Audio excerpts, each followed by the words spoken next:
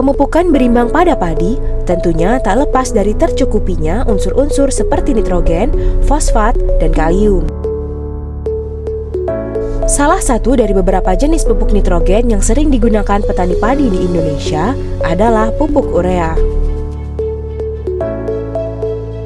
Namun, tahukah kamu bahwa unsur nitrogen pada pupuk urea tidak bisa langsung diserap oleh tanaman, dikarenakan masih berbentuk ion NH4 positif yang sangat sukar untuk diserap tanaman secara langsung.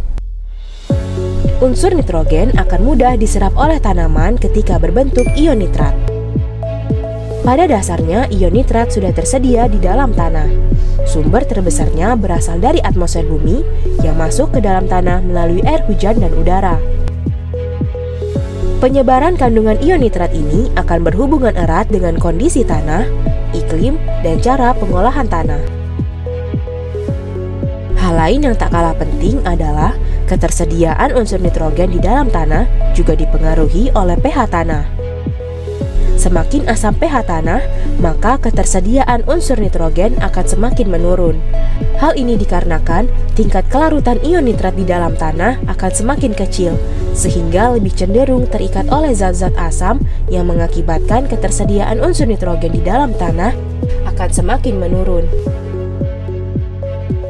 Oleh karena itu, agar ketersediaan unsur nitrogen dapat terserap dengan maksimal oleh tanaman, gunakanlah Biomax setelah penaburan pupuk urea.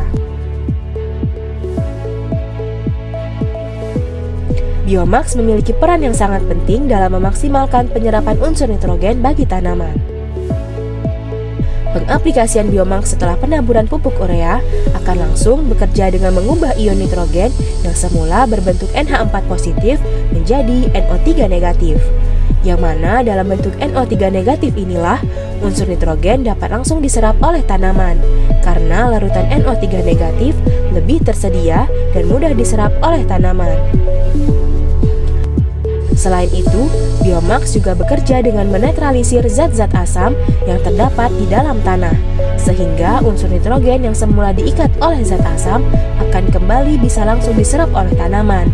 pH tanah akan terus meningkat, sehingga ketersediaan nitrogen di dalam tanah akan langsung meningkat. Nutrisi tanaman padi tercukupi, tanaman menjadi subur dan hijau.